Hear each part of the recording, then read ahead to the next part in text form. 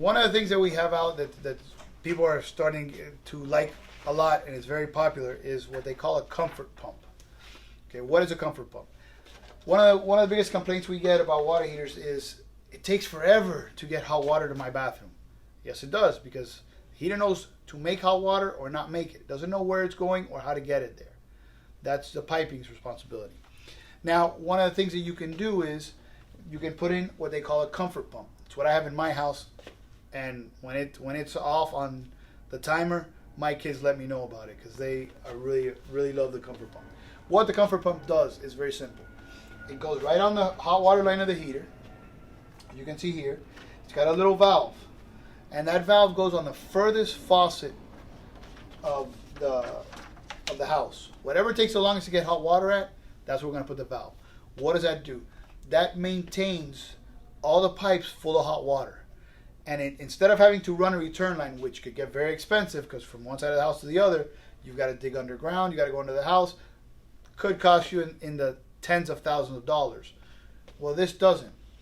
Not even close. And what it does is it uses the cold water line as your return line. Because it uses the cold water line as your return line, the cold water line, the only downside it has, the only downside is that the part of the cold water line in your faucet, when you open a cold water faucet, you're going to get about 3 to 4 seconds of warm water. Not hot water, warm water. I was mentioning to you that you get a little bit of warm water on your cold water line. So this is what the installation looks like under the sink. Here's your valve. Here's your faucet. When you open the cold water side, you're going to get this much right here of warm water.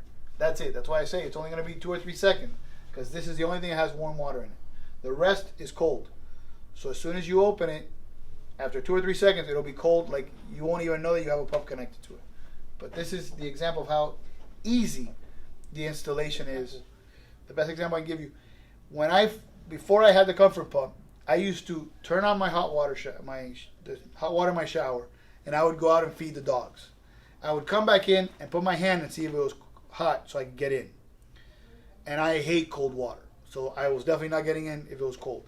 Nowadays, I step into my shower and turn on the shower. I know it's coming out hot. It's not going to be cold. So it's an ideal situation. And you don't have to run it all day. It has a timer built into it that you can set. So, for example, most people don't use the shower between midnight and 5 in the morning. Well, there's no reason to run the pump from midnight to 5 in the morning.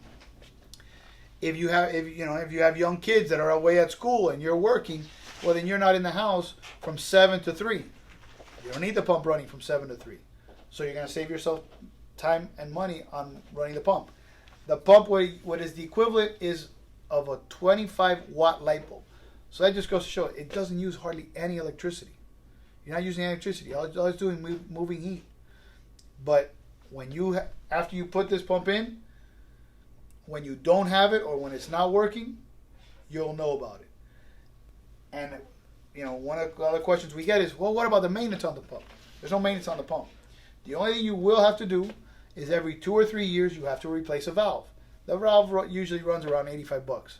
So for $20, $30 a year, you've got complete hot water, and everybody in your house is happy that they're not waiting for hot water.